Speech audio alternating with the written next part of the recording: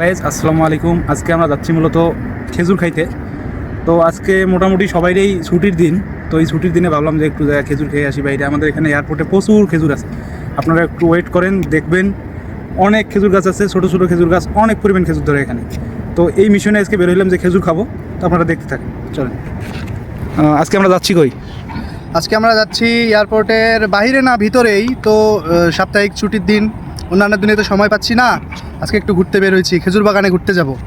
এমনি আশপাশ ঘুরবো আর কি। তুমি কিছু বলো মুচের বাপ। ঘুরতে যাচ্ছি, ছুটি তো কালকে, ঘুম নেই। হে শর্মিলা ব্যক্তি, তুমি কই যাও? রুবেল্লা, তুমি কিছু বলো, কই যাচ্ছ তুমি? একটু ঘোরাফেরা করতে যাচ্ছি, ছুটির সময় তো সেজন্য একটু ঘোরাফেরার জন্য বেরোইলাম। তোমারও তো আজকে সুন্দর লাগতেছে, এই বিষয়ে কিছু বলো। प्यारी समझ गई। আমরা আমাদের ক্যাম্প থেকে বের হয়ে রওনা দিলাম খেজুর খাইতে যাওয়ার উদ্দেশ্যে। বর্তমান আমাদের এই এয়ারপোর্টে কি পরিমাণ খেজুর পাওয়া যায় আপনারা যদি দেখেন, আপনাদের চোখ কপালে উঠতে বাধ্য।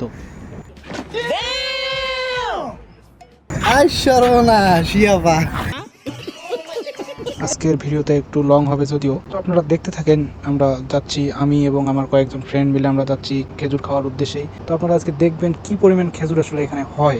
আমরা সবাই মিলে টার্মিনালের পাশেই যে গেটটা ছিল সেই গেট দিয়ে বাইরের দিকে চলে আসলাম। এখানে পার্কিং আছে, পার্কিংয়ে গাড়ি টাড়ি রাখছে, প্যাসেঞ্জারদের গাড়ি আছে বা অনেক ওভার আছে এখানে। এই জায়গায় মূলত একটা বিষয় মজার, সেটা হলো আপনারা যখন বের হবেন এই জায়গা থেকে, আমরা যখন বের হই তখন কোনো চেকিং হয় না। আমরা যখন ঢুকি তখন আবার চেক করে ঢুকতে হয়। তো এই দিক বিবেচনা একটু ঠিকঠাকই আছে। বের হওয়ার সময় এরা কেউ জিজ্ঞেসও করবে না যে কই যাচ্ছ, কেন যাচ্ছ, কোথায় যাচ্ছ।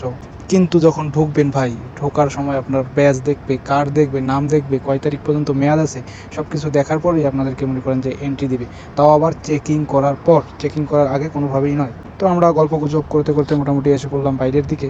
আমাদের ক্যাম্প থেকে এইদিকে আসতে মোটামুটি 8 থেকে 10 মিনিট সময় লাগে। এখানে মূলত খেজুরের বাগান নয়, এখানে রাস্তার সাইড দিয়ে খেজুরের গাছ লাগায় লাগায় রাখছে। এখানে প্রচুর পরিমাণে খেজুর হয়, কিন্তু এখানে খাওয়ার মানুষ নেই। আর এই জায়গায় মূলত এত পরিমাণ খেজুর আছে, আমরা যদি সকল বাঙালি যারা এখানে কর্মরত আছে সবাই যদি প্রতিনিয়তই খাই, তারপরেও শেষ হবার নয়।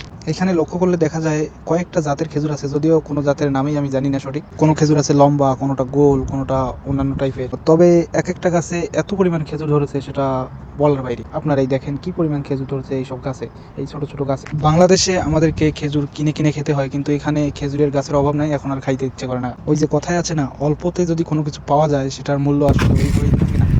এটা হচ্ছে আমাদের ইরাকের নাজাফ এয়ারপোর্টের ভিতরে খেজুর গাছ। এটি মূলত ক্রয় বিক্রয়ের জন্য না, এয়ারপোর্টের সৌন্দর্যের জন্য আমরা আসি, দু একটা ইচ্ছে হলে খাই, নিচে পড়ে যায় এতটুকু।